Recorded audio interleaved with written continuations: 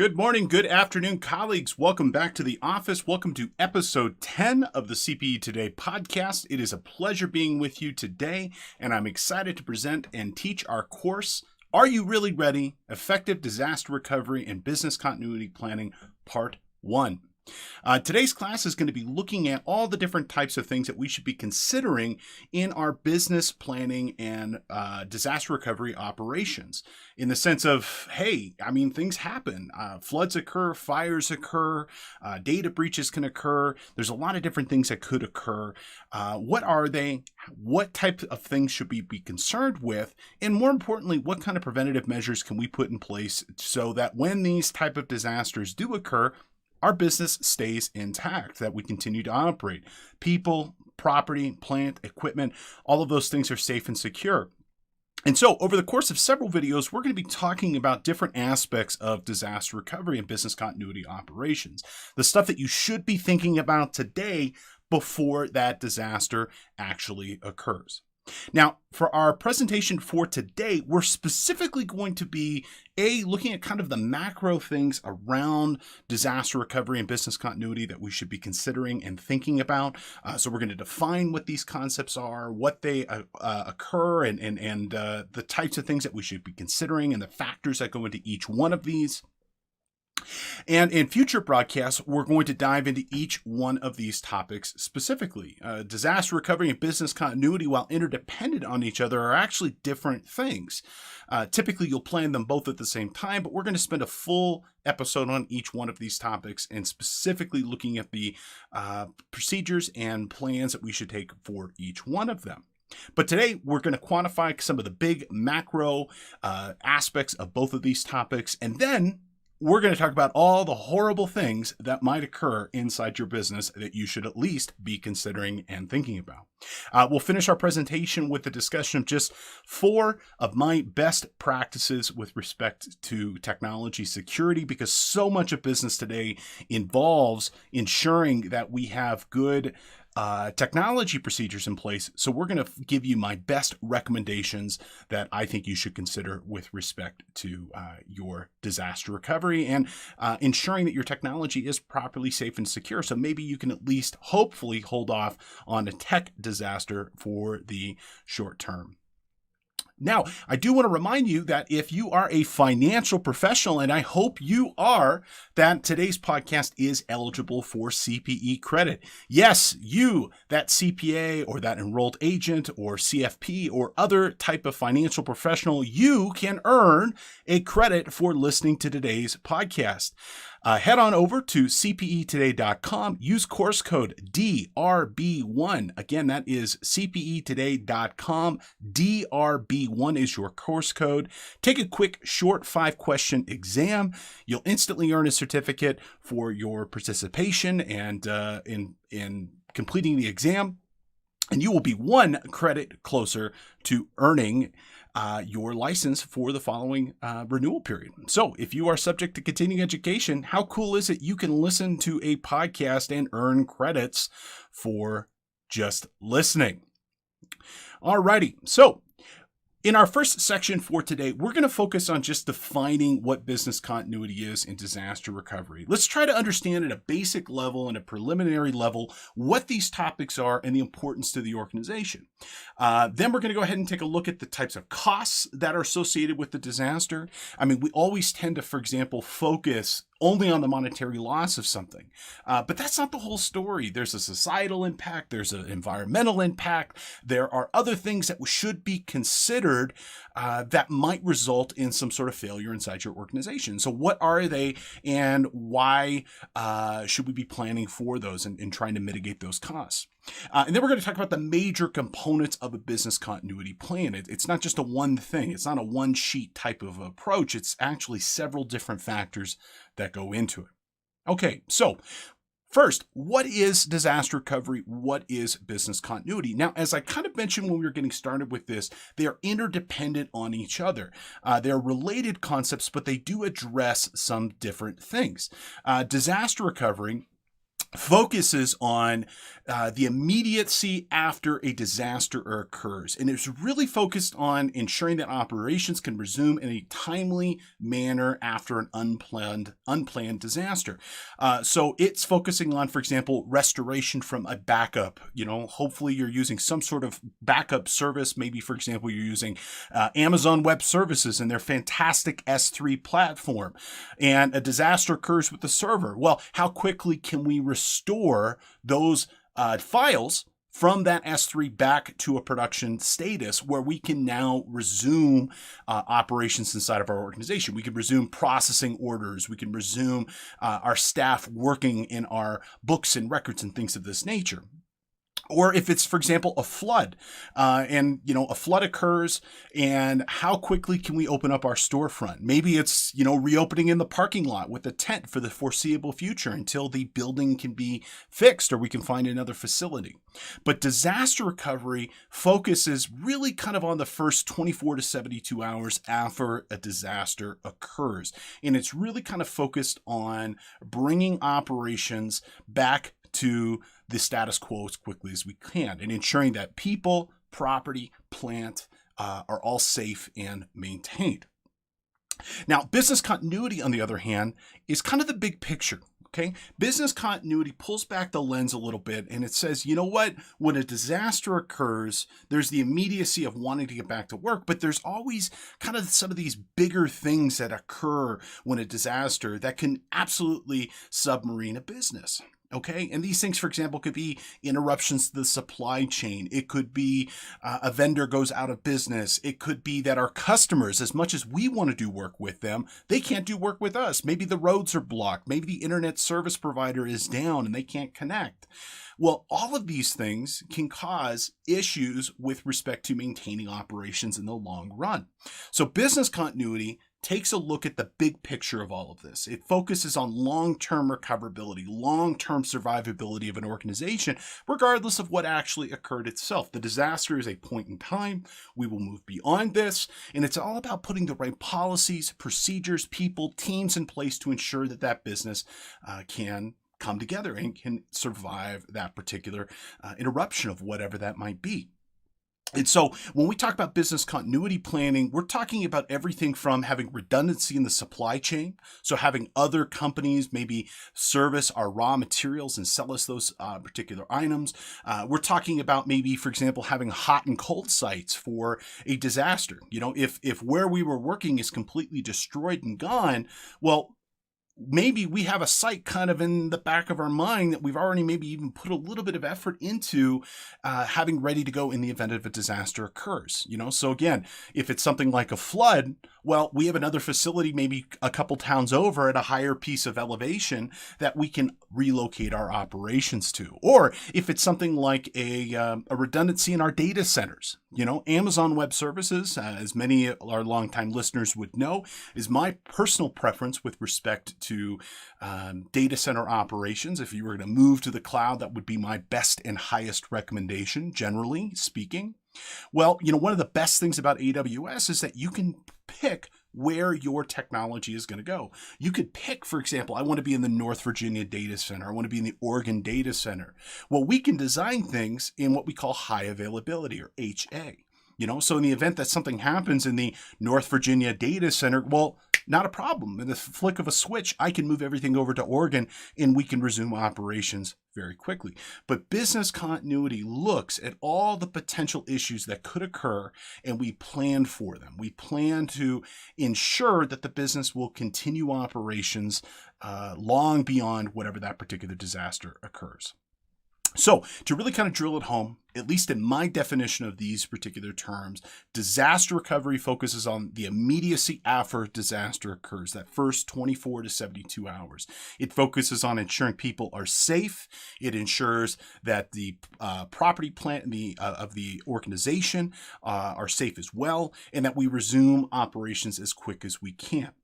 Business continuity, on the other hand, bigger picture. It's about staying in business. A business continuity plan will typically last a year or longer, depending on the nature of the disaster that occurred. And it addresses a lot of other things: marketing, sales, customers, logistics, that maybe that disaster recovery plan it's not that it wouldn't address those things. It would typically take a much shorter approach. Now, you can activate a disaster recovery plan, but you might not always activate a business continuity plan. It just depends on the nature of whatever disaster occurred. And we're going to talk through a lot of different types of disasters here in a minute. So some of these you'll see, hey, maybe that's just a short-term, one-time type thing, a freak incident. Well, versus a business continuity incident could be a much bigger type of issue that pops up inside of the organization. Now, disasters always enact a cost. I'm reminded of the phrase, there is no such thing as a free lunch. Somebody is always paying. It could either be a direct cost or it could be an indirect cost. And that direct cost, there are a variety that can be incurred directly on that organization. First and foremost, starting with revenue. Okay. We tend to immediately jump to money, and that's not always a bad thing with respect to thinking. I mean, we all know what money is. That's a relationship we all have in some capacity with our organizations. It always has to come back to money. And so we could incur a direct financial loss. There could also be other things besides just losing revenue. I mean, we could be subject to fines and penalties, compensatory payment, as well as future revenues could be lost as well. Now, we are increasingly living in a more compliance-driven world. There are more compliance frameworks today in 2021 than there were last year, and certainly there'll be more in coming years. And increasingly, depending on the nature of the disaster, they will involve some sort of technology. Okay. One of the most common of which is going to be not a data center, it could involve a data center, but will be a data breach. Well, depending on the nature of your business, depending on the nature of the data that is used, that data breach could have penalties from different regulations and regulatory bodies that you might be subject to. Let's say, for example, you're a hospital or you're a dentist or chiropractor. Well, what's one compliance standard that they all have in common? HIPAA. Okay. The HIPAA is one of the most complex privacy standards that are out there, and it has some big teeth with respect to providers that have a data breach. Whether it is intentional, like willful negligence, or unintentional, just a freak incident, you could be subject to fines and fees that come as a result of patient data being lost. And so absolutely there could be some sort of loss to you, as well as on that fines and penalties that might come, negligence or just not having the proper technology and security in place. So with respect to productivity, okay, imagine you've got a flood. Imagine that your staff essentially no longer has an office to work with. Imagine you've got a computer virus with respect to malware that has essentially wiped out your company's ability to be able to work. I mean, what does that mean, for example, just to have staff, kind of sitting around and waiting for essentially waiting for work to be able to resume. Payroll is often one of the most significant costs that we have in an organization, and having a manufacturing line that is essentially stalled, or having for example, having a bunch of office workers and not being able to process orders. I mean, that could be really difficult with respect to dealing with that inside of our organization. That could be very expensive. I mean, it's a soft cost in the sense that it's not necessarily gone revenue, but that productivity loss can be extremely detrimental to the organization as well. And it could also kill morale, which is another thing to consider as well. Okay. Something we should be considering: safety. I think this is, in my opinion, when I think of disaster planning inside of our organization, it is probably the first thing that comes to mind. Are people in physical danger? And the cost of having somebody get injured due to a company forcing them to work or providing an unsafe work environment can be extremely detrimental to the organization. So we need to think about what that means to keep people safe in the workplace that they are operating on. We have damaged reputation. Again, this isn't a tangible cost. This is an intangible one. But what does it mean to have our customers lose faith? What does it mean to have our competitors gain ground? What does it mean to have negative things and nasty things written about us in publications? Well, that's something that can occur. And so with respect to this, we need to, for example, have some different marketing and information available to us to kind of control the narrative, if you will. If we look at, for example, a lot in politics, if we look at, for example, a lot in big business, I mean, they often will have different people solely focused on mitigating risk and mitigating bad press when that occurs, because ultimately we want to be able to maintain operations. We want our customers to still want to work with us, and we certainly want to keep our competitors at bay. And so that damaged reputation, it's hard to quantify, but it is a significant reputation hit if for example, data breach occurs, or if there is a scandal inside of our organization, or a key executive does something that maybe they're not supposed to do, or fraud or something like that. So at least planning for something like that can be very helpful in the event that that does occur. Okay. We have governance and performance issues. What does it mean to have an impact to our cash flow, our credit rating, a decrease in our stock price? There have been plenty of examples of organizations that none of the fundamentals changed of their business in terms of they still have customers, they still make great products. But again, negative things come out on the press. They have some sort of scandal that comes inside of it. Well, and then all of a sudden they've got an immediate and short-term cash flow issue, or something occurs and it decreases their creditworthiness and people start shorting their stock. Well, that can cause a lot of issues. If we look at organizations that have large-scale environmental problems or issues with personnel inside their companies, well, these kind of short-term hits can cause long-term issues with the company. We also have environmental. I'm a big fan of the triple bottom line thinking inside of business. You got your financial impact, you've got your societal impact, and you've got your environmental impact. And I think it's important that organizations consider the environment risk that they have on the surrounding area. What does it mean, for example, to have let's say you're in chemical manufacturing, and I'm thinking of the Bhopal disaster of the 80s and many since then, for example, the Exxon Valdez up in Alaska, or even more recently, the Deepwater Horizon off the Gulf Coast of Mexico. I mean, you can kill millions of animals depending on the nature of the disaster, a large-scale chemical breach for something like that, and contaminate the world for decades and sometimes millions of years. If we think of, for example, what happened in Chernobyl. So I think it's important that we consider, the environmental impact of what we're doing too, because we all got to live on this blue marble spinning around the sun for the foreseeable future. So as we start to think about the disasters that could occur, I think putting in the mitigating things with respect to cleanup and putting in the right safety things right from the get-go are going to help minimize any of these risks inside of the organization. Okay, I'm reminded by the phrase, I've heard it several times with different clients. It always seems that we never have the money to do it right the first time, but we always seem to have the money to do it right the second time around. Okay, disaster planning is getting it right the first time. If you plan it correctly today, if and when these risks ever materialize, hopefully they will not sink your business. Now, for disaster recovery, I really think it takes the whole team in terms of making this work. I think your whole team needs to be in the same canoe, paddling in the same direction. You all need to work together. You need to have clear direction. The tone at the top is really, really important.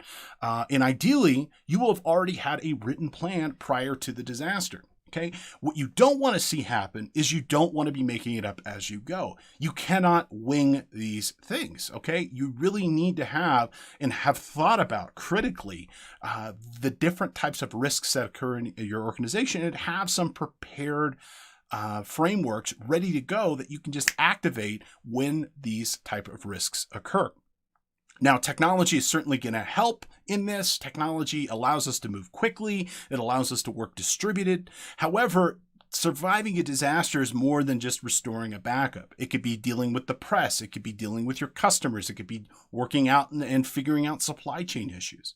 If you don't think the Amazons, the Microsofts, the Googles, the Exxons, the Walmarts of the world don't spend serious time thinking about what kind of disasters could occur. Everything from a truck, causing a massive pileup on a freeway, or a train derailment, or a supplier that contaminated the supply chain, or something like that. You're wrong. there are executives in all of these companies that agonize over these particular items. And because they agonize over it, that's one of the big reasons why they're so big, is because it's not that bad things don't happen to them. They do happen to them, but they respond effectively. Now, this is just my methodology in terms of thinking about where the effort would come from a disaster recovery inside of an organization. So I was trying to think of, quantify some of the major departments inside of a business, and by no means is this exhaustive, but I wanted to kind of quantify where some of the major efforts inside of a business would arise into maintaining operations after a disaster. And so I think it's kind of evenly split between good management techniques and having proper direction at the top. I think having good technology in place that allows you to be able to scale up and scale down or move data and computing power at a moment's notice, having those things in place before you need them are great.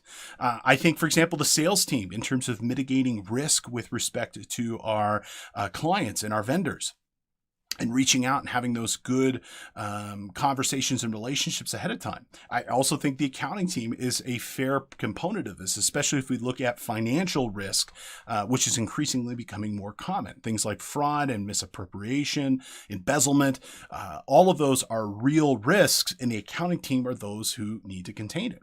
Likewise, having good operations team, good supply chain management inside your organization are a good thing that you're going to want to have ahead of time. And you can't make this stuff up after you go. Now, business continuity is a life cycle, and there are some key components of this. And we're going to dive deeper into these topics throughout this series of podcasts that we're going to go ahead and do here. But I've got some major components that I think you should kind of think about, that you should have in place. I've got a document here that I'll show you in a second, kind of illustrating that it's a never-ending process. But first and foremost, what I think you need to do is first think critically about your organizations, and you need to identify different risks that are relevant to what you do. Let's use my company, for example, Devmatics. We're a software development firm. We make all sorts of cool things, from mobile apps to enterprise software, solving all different types of real problems for lots of different organizations. Well, we have certain risks, mostly around professional liability, whether or not we code something correctly or it works correctly as expected. I don't need to necessarily worry about us making something and causing, a Deepwater Horizon's chemical size spill, because that's outside the scope of what we do. But if you're a BP, if you're an Exxon, if you're something like that, that's absolutely something you need to consider. So first and foremost, identify risks that are relevant to your organization. Okay. Then I want you to analyze those importance and the impact to the organization. Okay. Now, not every risk is going to be a big risk. Some things are immaterial. Some things will have a big impact, but not cause a necessarily large financial loss. And other things could be quite small, but could have a huge impact to the bottom line of the company. So you ideally want to be able to put in internal controls to manage these things where you get risk to an appropriate level. Okay. Now, from there, I want you to design some controls and find those mitigating factors. It could be, for example, hedging your bet with an insurance policy. In the context of Devmatics, we're fully insured. I mean, that was something that we really took an active effort, and we've gotten all the necessary types of insurance that will help provide stability to our operations in the event that we are sued or we do something that maybe a client didn't expect. Okay, we've got those different things in place, and that's a hedge. So it helps mitigate, but it also provides security to the client too, in the sense that they know that, hey, you are insured, and that if something does happen, I have some way of getting reimbursed for whatever damages that might occur. It's the same reason why if you're working with a tradesman, like a general contractor or a plumber, that's why they have a bond. They have a bond in the event that something gets screwed up, that you have some money on the line that essentially that you can go after in the event that occurs. Okay. Once you've designed your controls, once you've figured out your mitigating factors, you implement those. You build in policy inside the organization. Ideally, as the organization grows, it needs to become more rigid with respect to its internal controls and policies. It can't be loosey-goosey. You got to be a rigid organization in some respects and in some ways, because that rigidness provides structure and it provides foundation that allows you to build other things on top of it that can provide security to the organization. You also need to measure this. Okay. Ideally, as you're building and identifying the different risks, you've quantified this. Okay. Don't shoot from the hip. Okay. You want to identify, meticulously plan this out, and then measure your performance and make changes as needed. And if we really kind of look at the business continuity planning cycle, it's a never-ending circle. Something happens, and then we go respond to this, and then we figure it out if it worked or not. If not, we adjust it, and then we start it all over again. And I would tell you at least once per year or more frequently, if the business has significant changes, you should reevaluate this and ensure that your plans meet your current operations. Okay, it's very important that you just don't put this onto a shelf. It is a living document that you've essentially designed here. And from that living document, you make all the necessary changes to ensure that that document meets your current operations.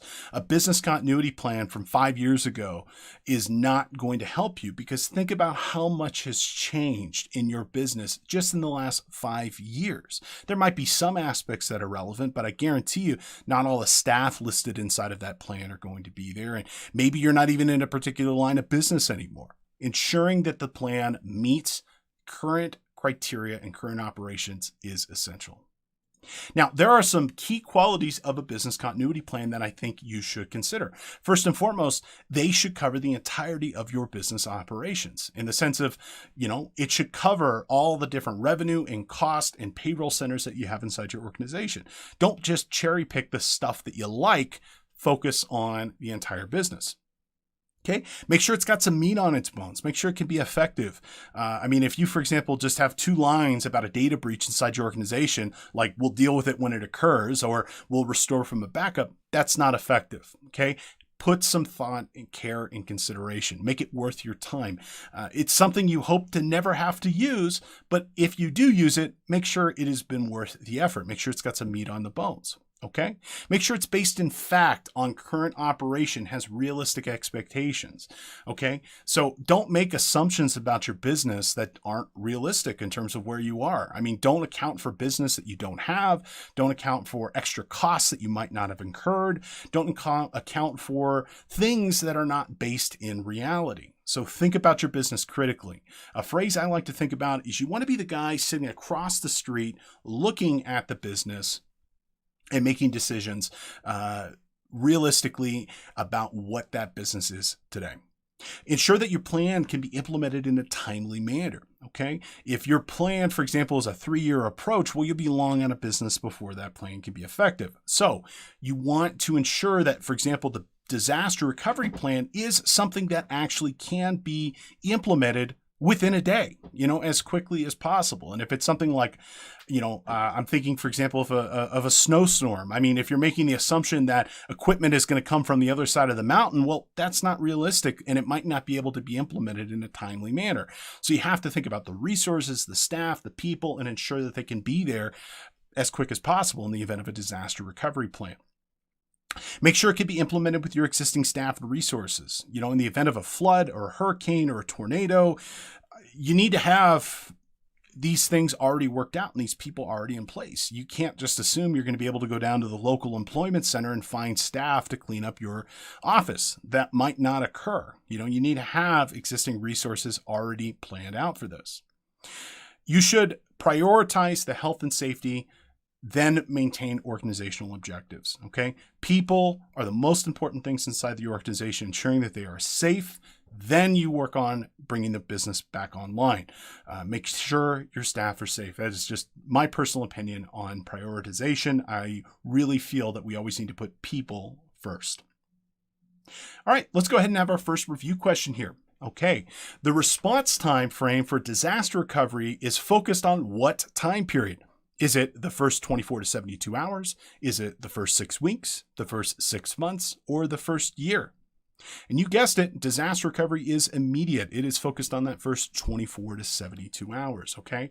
So that's what we're really focusing on here, is that short term, making sure people are safe, making sure the building is safe, making sure the equipment is safe, and then maintaining business operations from there. And we're really focused on bringing it back to where it was before the disaster as quick as we can. The faster we can get back into a positive position, the higher likelihood we will remain in business in the long run.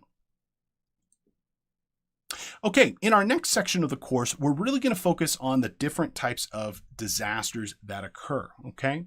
So we're going to talk about the different categories of disasters.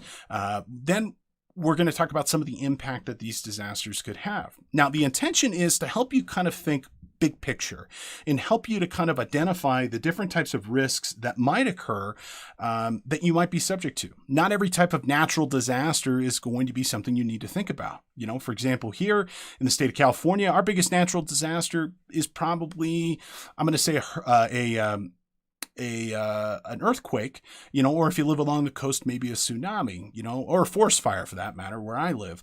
You know, things like a hurricane aren't realistic, and it's not necessarily that we shouldn't at least think about them. We should consider them, but it may or may not be something that fits into our plan. Okay, so I'm going to try to give you a whole bunch of different things that you should be thinking about. And I'm going to try to give you different ways as we're talking through these of different things that you could do to help mitigate that risk. Now, I do want to remind you, if you are a financial professional, you can earn a credit for listening to today's broadcast. Head on over to cpetoday.com and use course code DRB1. Again, that is cpetoday.com. Use course code DRB1. Take a short 5-question exam and earn a credit, and you will be on your way to maintaining your license going forward. Now, disasters can occur in all shapes and sizes. They could be weather, they could be economic, technology, people, infrastructure. Unfortunately, more and more we need to think about terrorism. It's horrible. I'm sorry that we are in this position as a world, but it is where we are at the moment. So we need to consider that as well. All the way down to simple stuff like mistakes and errors. There have been plenty of examples of data breaches and malfeasance that kind of started as just a simple mistake or an error, and that turned and snowballed into something much bigger. Now, in terms of our natural disasters, our greatest hits are things such as fire, floods, earthquakes, tornadoes, hurricanes, you know, but increasingly we've got other things that we should be considering. Unfortunately, climate change has really adjusted the environment over the last several decades, and there are new threats that are things that we need to consider. You know, for example, global warming, whether or not you believe in it, I hope you can at least understand that sea levels are rising. If you're in parts of, for example, Louisiana, I mean, there are swaths of coastline that were there 5 years ago that are no longer there. We have whole towns in some instances of the lowlands of Louisiana completely gone. You know, and significantly, you know, have been now underwater and probably increasingly so.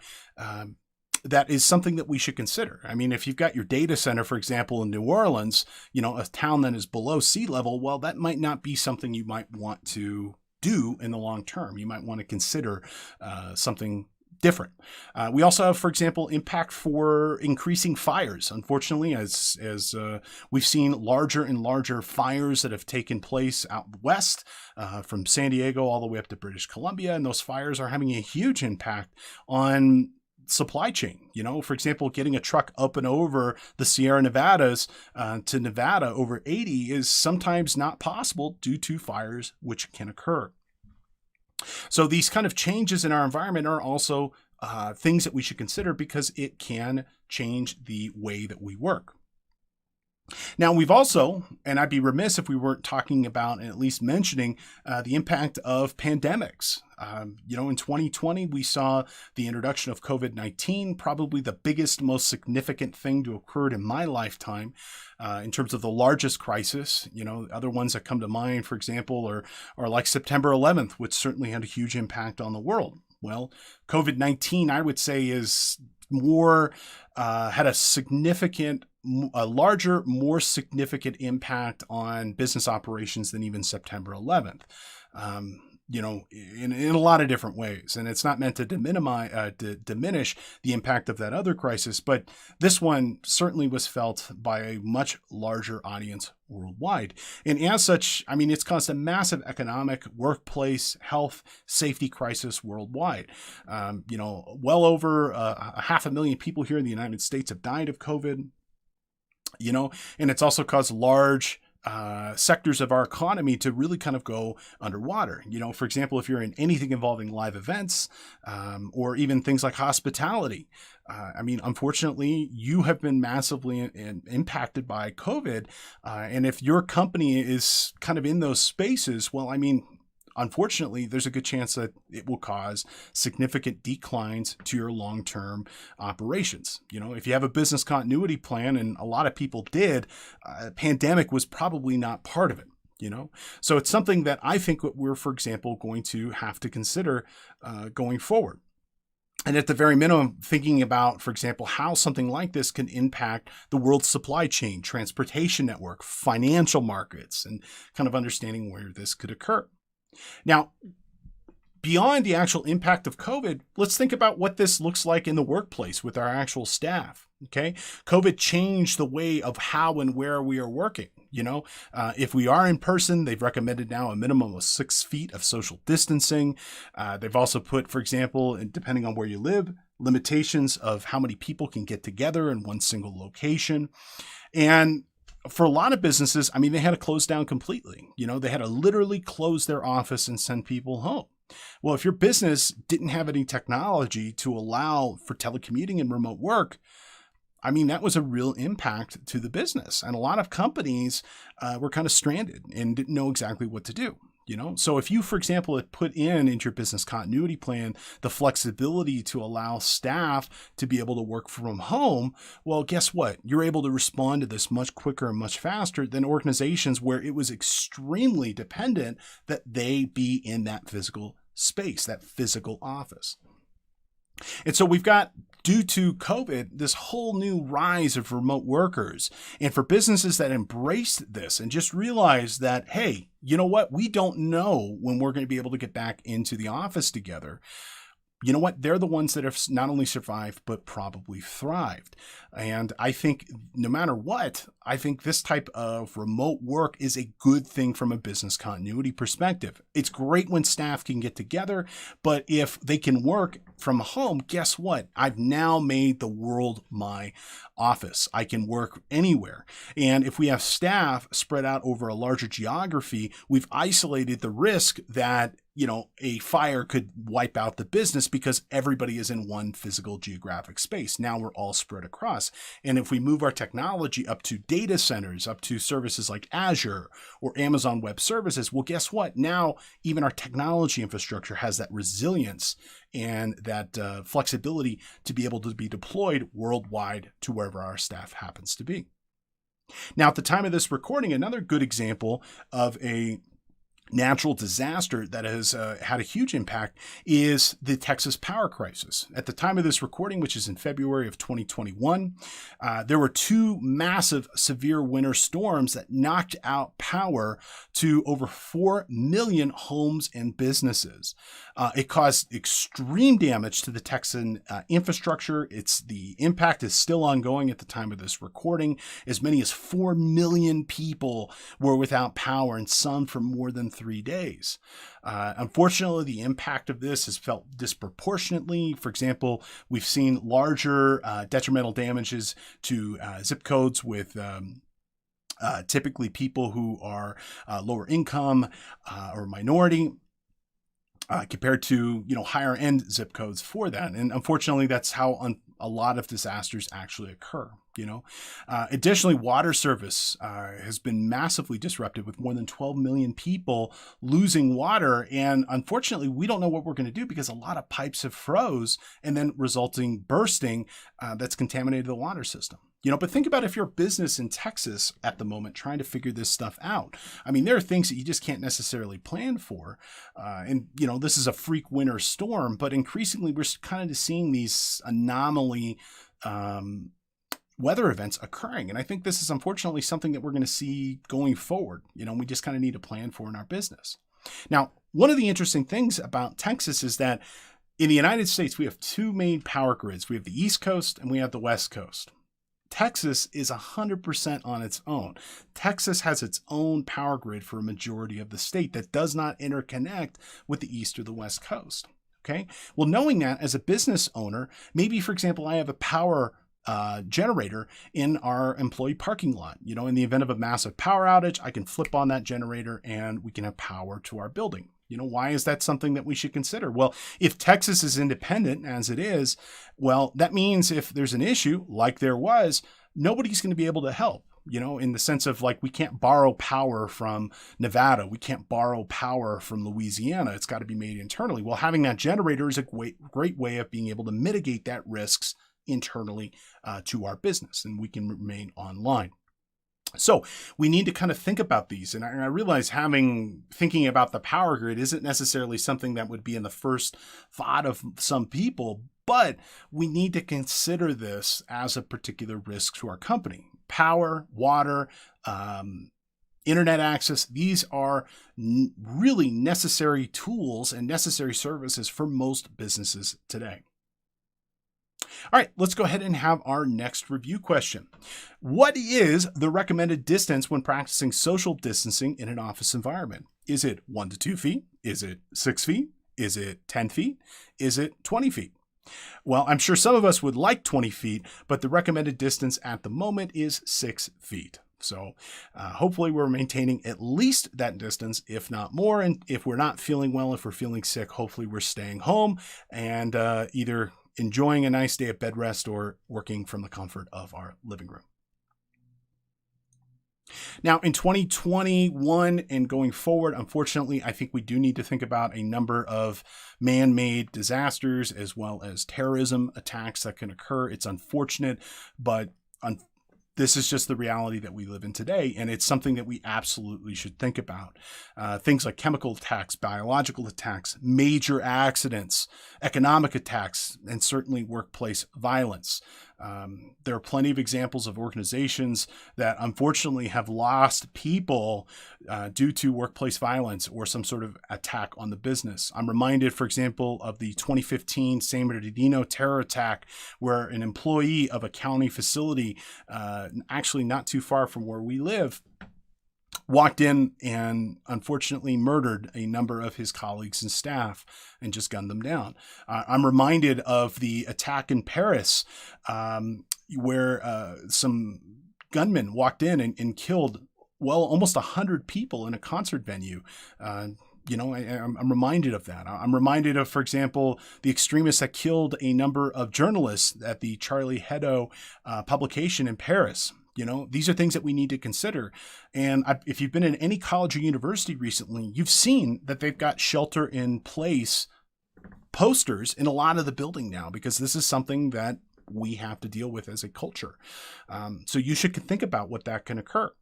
A recent example of this that I can think of is the 2021 storming of the U.S. Capitol. Again, I'm not trying to get political about this, but put yourself in the shoes of a staffer, of a security guard, even a groundskeeper that happened to work at the U.S. Capitol.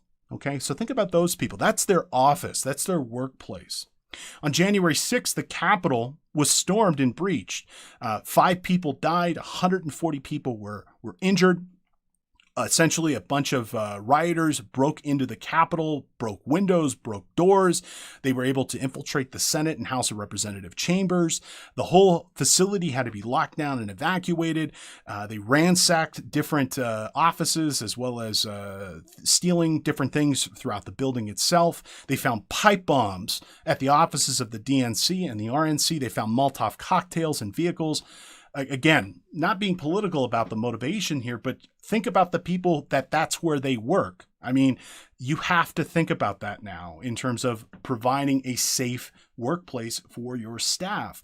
And if you're in anything as public as, politics or a large corporation, unfortunately, it is not unrealistic to think that somebody could walk in and mean your staff harm.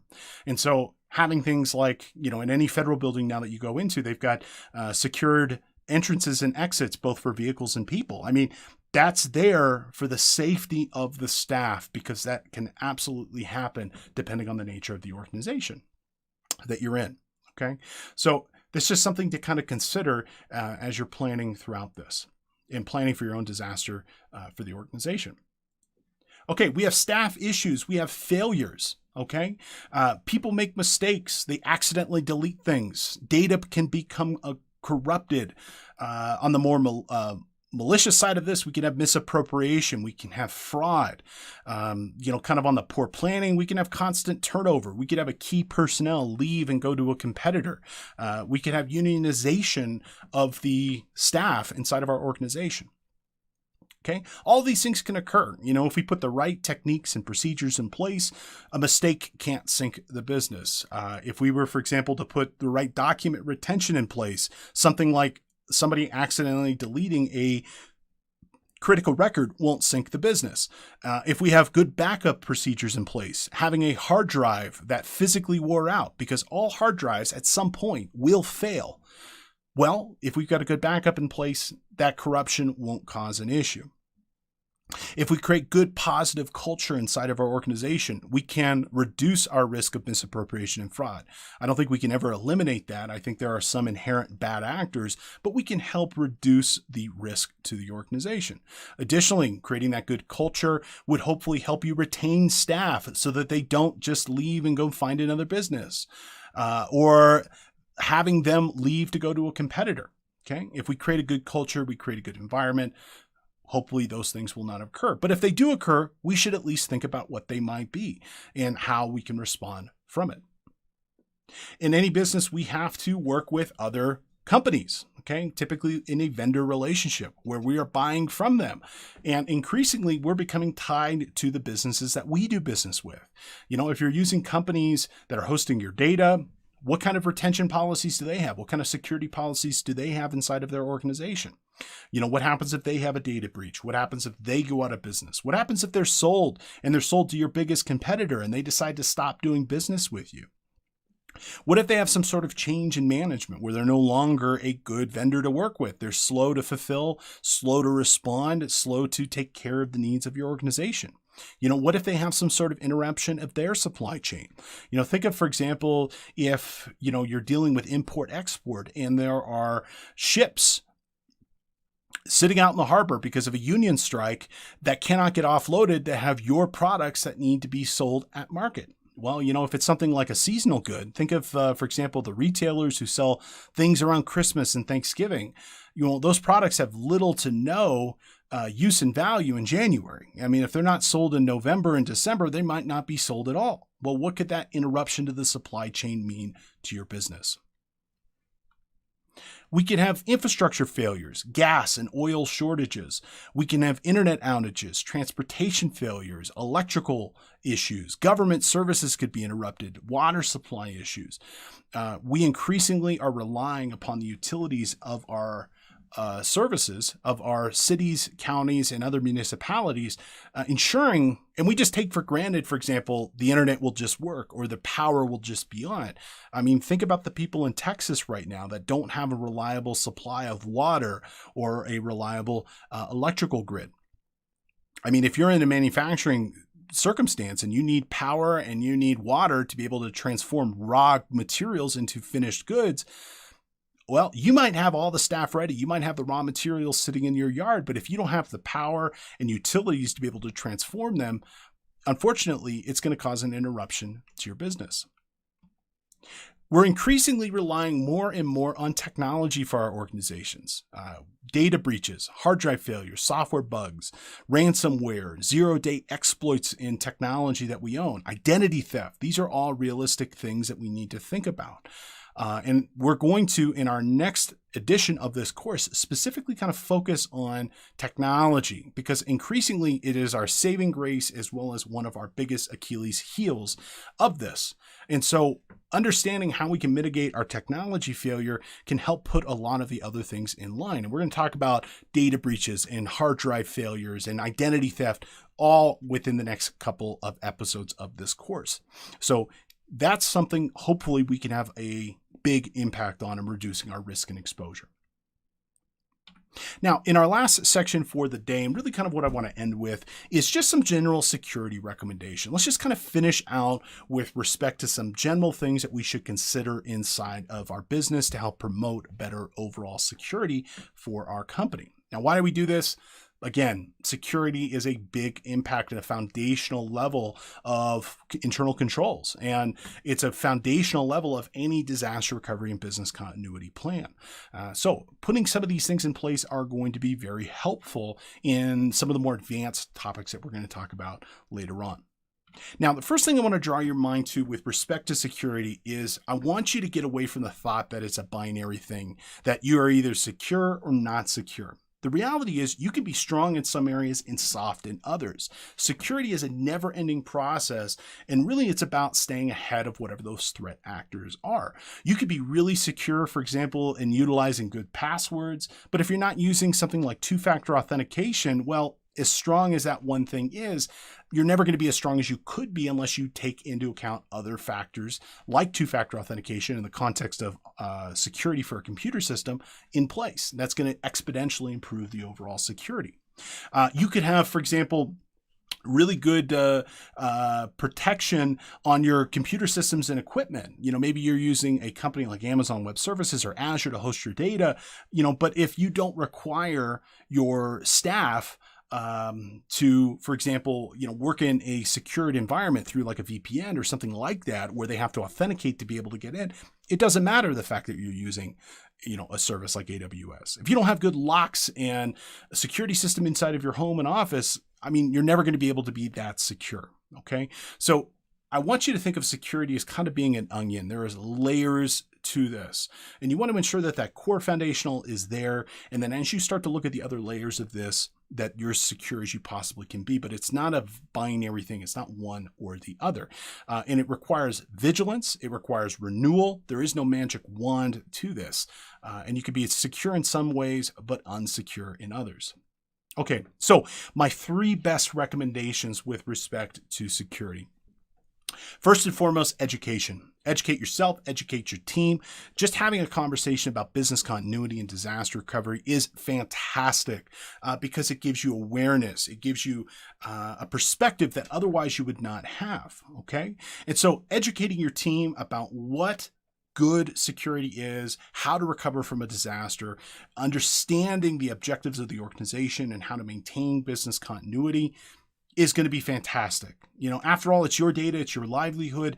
Having people work together is the best overall thing you can do. I will take a well-trained workforce over the most sophisticated technology system any day of the week, because people will always find a way around it. Doesn't matter what I do as a developer or the systems I build and maintain, people will always find a way to break it. But if we educate them on what to do and how to do it, well, guess what? We're going to be better off. And the security is and the technology and the security that goes onto it is a great icing on the cake. But we need to ensure that our staff is educated and competent in the areas that we work in. My second recommendation, know what data is on your devices, get rid of what you don't need. A lot of people, for example, have become digital pack rats. They've got files going back 20 years. And let's look at a tax return, for example. A tax return prepared in 2006 is just as useful for identity theft as a tax return prepared in 2021. So make good decisions about what you keep and what you don't. If it's client data, for example, get rid of it. If you don't need it, if there's not a compelling reason to keep it because of either internal needs of the company or regulatory or insurance, get rid of the stuff that you don't need. And do not keep sensitive data that can easily be lost or misappropriated on devices that can easily walk away, like a cell phone or a tablet. Keep an inventory of what you got and get rid of what you don't need. Keep track of who has access to your company and to your infrastructure.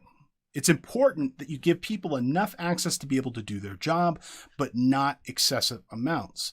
A lot of organizations where they will fail is that they just make too many people administrators, and the procedures inside of that are a little too lax. Okay? Know who is in your business, know what their job role is, design the procedures around the job description, not about the person itself. And when they leave the company, ensure that that access is revoked. And ensuring that only the people who need access to the data that they're working with and the infrastructure that they're working with on a right way helps reduce the scope of the things that you need to be concerned with and worry about inside of your business. So those are my 3 recommendations for you. Train your staff, keep an inventory of what data you have available, ensure it's properly backed up and secured, keep track of the people who have access to your data and infrastructure, and ensure only the right level of access for the job that they are actually doing. All right, let's go ahead and have our final review question for the day. Okay, the response time frame for a business continuity plan is focused on what period of time? Is it for the next 7 days? For the next 30 days, for the next year, or none of the above? Okay, and as a reminder, disaster recovery really kind of focuses on the first 3 days or so. Business continuity is talking about beyond that first 3 days, really kind of looking at a year or so in time. So when we design our business continuity plan, we want to make it inclusive of that time period of the initial disaster, but really we're big picture here. We're thinking about the next year and beyond. All right, so what did we talk about? What did we learn about today? Well, we talked about some of the major aspects of business recovery, business continuity. We identified some of the major disasters to help you give the big picture of the different things that you should be considering and thinking about. And hopefully you've identified maybe a half a dozen or so different risks to your company that you should consider, okay? Now, in future versions of this course, we're going to go ahead and take a detailed look at many of these different types of disasters and the specific ways that we can mitigate those risks. We're going to take a look at data breaches and identity theft. We're going to take a detailed look about the real costs associated with data loss to a company and what that means. We're going to also take a deep dive in the actual business continuity planning, talking about the different plan techniques and documents that you can put together and the way that you should facilitate that process inside your company. And I'm also going to provide you a number of resources that can help you put together your own plan. Now, if you liked today's podcast, and I hope you did, please consider following us on social media. Our social media links are at CPE Today on Twitter. You can find us on Facebook at CPE Today.com. You're welcome to connect with us on LinkedIn. Wherever you happen to be consuming this course, I'd love for you to like and subscribe our videos, as well as maybe considering giving us a review or writing a comment on our video. And if you have any questions or about today's classes, please leave us a comment below. I'd love to address them in a future course. As a final reminder for our financial professionals that are with us here today, you can earn a CPE credit for listening to today's podcast. All you need to do is go to cpetoday.com, use course code DRB1, take a short 5-question exam, and you will earn a certificate that you can use to maintain your license going forward. Again, that is cpetoday.com. Use course code DRB1. Now, this is just the first of several podcasts that we're going to be doing on business continuity and disaster recovery. So please stay tuned for future courses that we're going to go ahead and put out with this. But we offer several different webinars and podcasts and lots of different great content coming up on CPE Today, some additional courses that we're going to be offering here. We're going to go back to QuickBooks Online and other small business accounting tools. And in our next edition of QBO, we're going to dive into the QuickBooks Online Accountant Program, the QBOA program, and talk about all the really cool stuff that comes from using that tool in your business.